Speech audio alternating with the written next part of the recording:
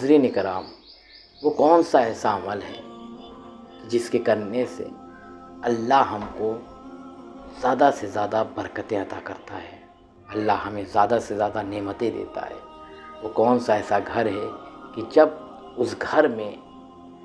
فرشتوں کا داخل ہونا آنا جانا شروع ہو جاتا ہے؟ تو ناظرین کرام، ہمیشہ اپنے گھر کو شیطانی وسوسوں سے بچائیں، اور جب گھر میں تنہا ہوں تو کسی گناہ کا مرتکب نہ ہوں، کسی گناہ کی طرف نہ جائیں، اور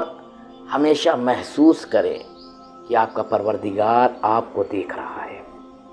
جس طریقے سے ایک سی ٹی وی کیمرہ کسی مسجد میں، کسی امام بارگاہ میں، کسی ہال میں، کسی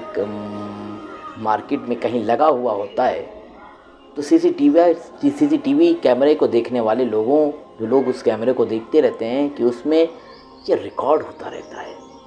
یعنی مثال کے طور پر اگر مسجد میں سی ٹی وی کیمرہ لگا ہوا ہے، اس کا مطلب یہ ہے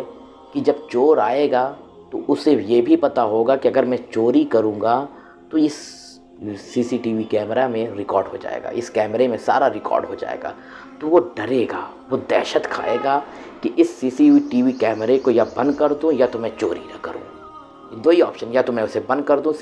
کیمرے کو بند کر دوں، یا تو میں چوری نہ کروں۔ تو جس طریقے سے ایک سی ٹی وی کیمرہ مسلسل ہمیں گناہوں کی طرف بچاتا ہے، تو جو چیز ایک انسان نے اپنے فائدے کے لیے چیز یہ بنائی، تو وہ پروردگار جو ہماری شہرت سے زیادہ ہم سے قریب ہے، جو ہمیں ہر موقع ہر لمحے ہمیں دیکھ رہا ہے، تو جب ہم گناہ کرنے جاتے ہیں تو ہمیں یہ احساس کیوں نہیں ہوتا کہ ہمارا پروردگار ہمیں دیکھ رہا ہے؟ کیوں احساس نہیں ہوتا کہ پروردگار ہمیں دیکھ رہا ہے؟ یہ ایمان کی کمی ہے،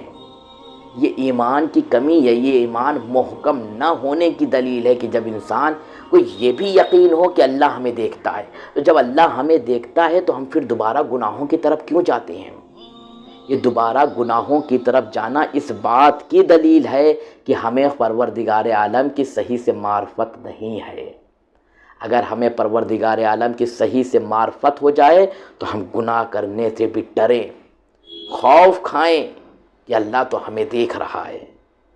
جب اللہ ہمیں دیکھ رہا ہے تو ہم کیوں گناہ کریں؟ ایک بڑا مشہور واقعہ بچوں کی کتابوں میں ملتا ہے، یہ بچوں کے لیے بھی یہ واقعہ بیان کرتے ہیں اساتذہ، کہ جب استاد نے سب کے ہاتھ میں چڑیا اور جو ہے چھری دی اور اسے لے جاؤ وہاں اسے ذبح کر کے لانا جہاں تمہیں کوئی نہ دیکھو، سارے بچے لے گئے، کسی نے اسٹور روم میں، کسی نے روم میں، کسی نے کہیں، سب ذبح کر کے لے آئے۔ بچوں نے کہا میں نے یہاں ذبح کیا،